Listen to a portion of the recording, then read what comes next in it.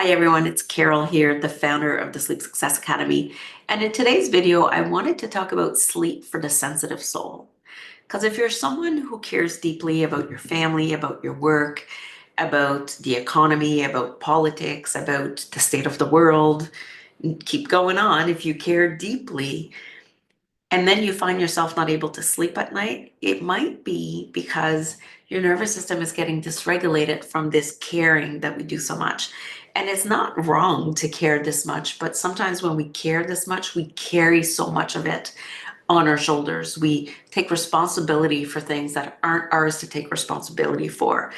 So I know a lot of the people who join the Better Sleep community or come to work with me, they are compassionate, caring, kind people. They love taking care of others. They're either a caretaker, they're a helping professional. They just have so much to give, and yet they're not giving anything to themselves. They have never learned how to take care of themselves because they've always been giving to others. And I don't know about you, but I know people are grateful when I do things for them, and it brings me joy. But in the past, I would overgive to a point of neglecting myself. And that showed up in stress, overwhelm, inability to fall asleep or stay asleep at night, which a lot of my clients are facing. So that's why I wanted to talk about sleep for the sensitive soul. If you find yourself in that situation where you are a person who cares deeply. So what do I want to say next is what is happening in our nervous system when we are someone who cares deeply, because it all comes down to our nervous system. Every single person has a nervous system.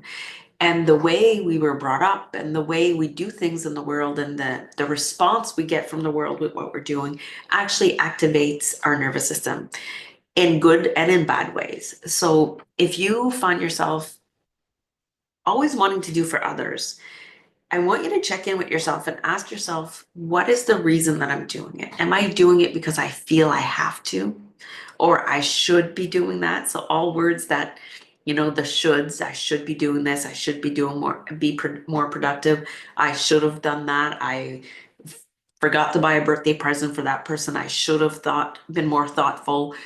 The shoulds. So if you're a person that does a lot of shoulds, then your nervous system is probably dysregulated.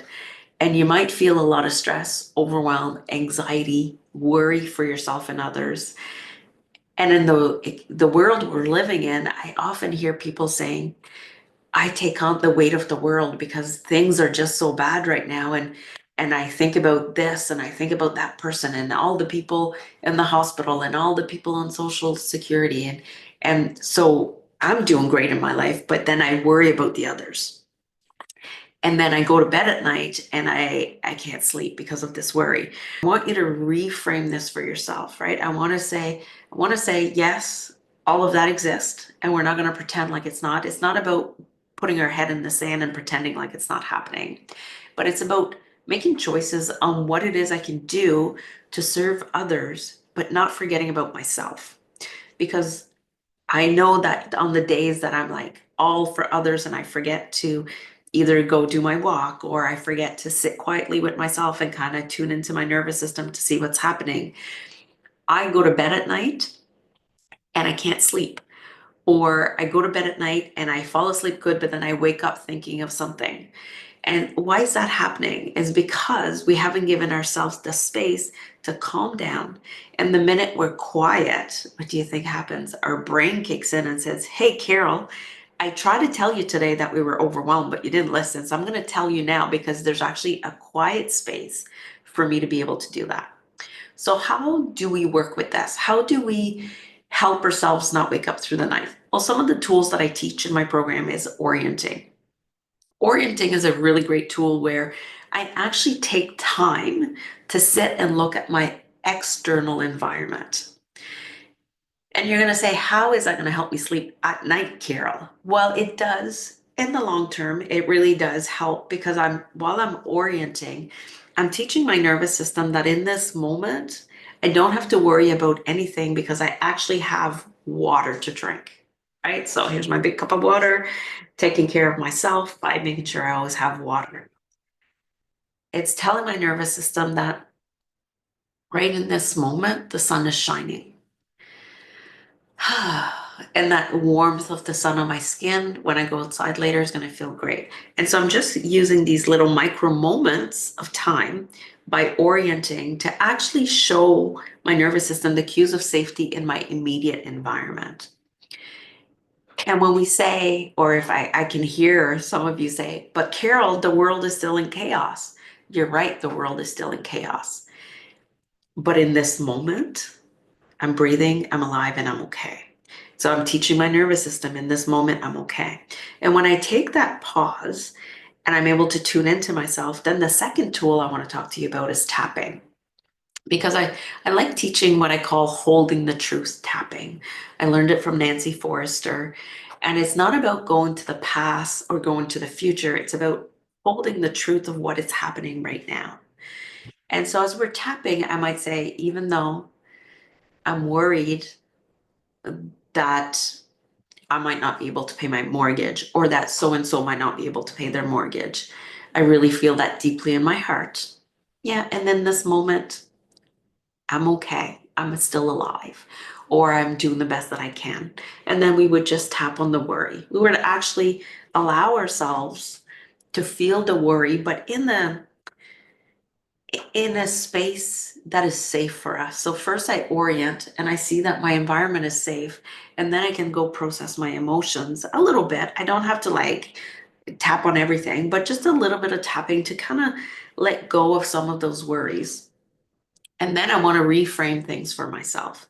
So I do have this 4-step process to transform your thoughts that I will link to this video. And I really like that because I can say, okay, the world is in chaos. That's just the one I feel like using today because it really feels true. The world is in chaos. When I say that out loud, how does that make me feel? Makes me feel angry. It makes me feel powerless. It makes me feel like there's nothing I can do. Like all this, like there's a tightness in my chest. I can actually feel it there when I say that. So maybe I'm going to use some tapping on the world is in chaos right now. But then I want you to really sit with it and say, well, how could I say that differently? How could I change that thought? Well, yeah, the world is in chaos, but, and I'm like, this is just feeling the truth. The school bus just came and still picked up the kids today. This is something I actually saw happen outside this window. The world is in chaos, and there are still some shelters for people in need. The world is in chaos, and I was able to help this lady at the grocery store reach something on the high shelf.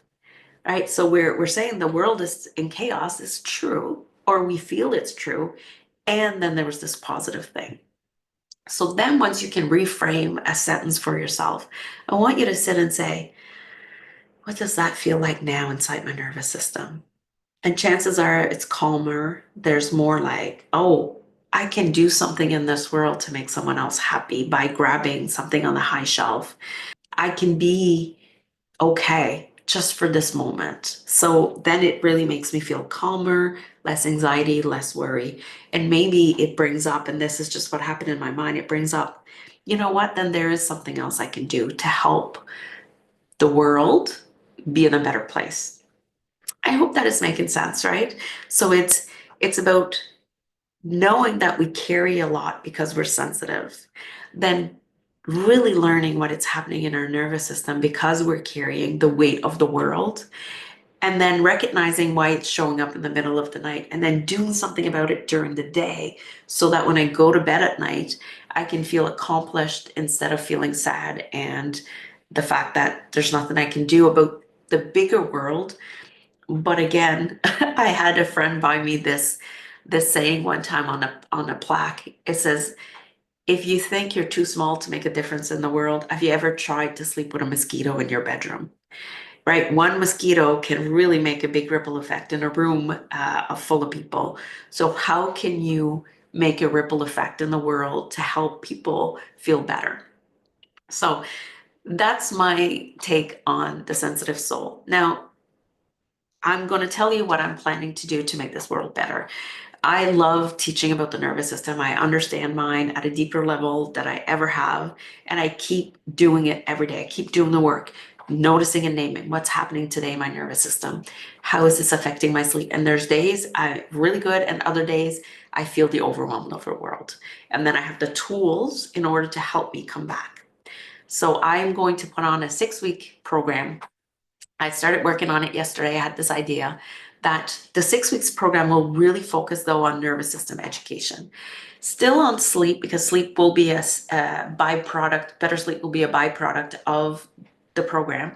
But this 6 weeks, just the one-time thing that I'm choosing to do is really helping sensitive souls, or anybody really, tune into their nervous system so that they can start setting boundaries and they can start worrying less about others, but in a way that feels great for us.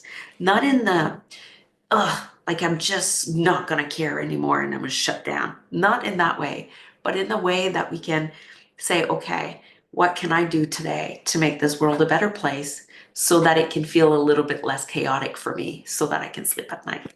So stay tuned. The details are just being developed as the week unfolds here.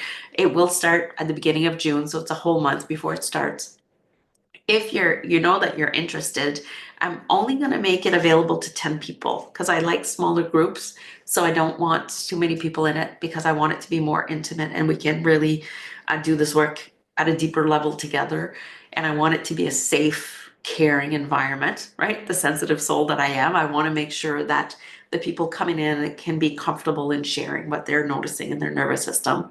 There'll only be 10 spots left. So if you know that you would want to do this type of work, just send me an email and say, hey, I want first dibs on the course. And I'll make sure that when it's out, I'll send you an email directly so that you can register right away and not lose your spot.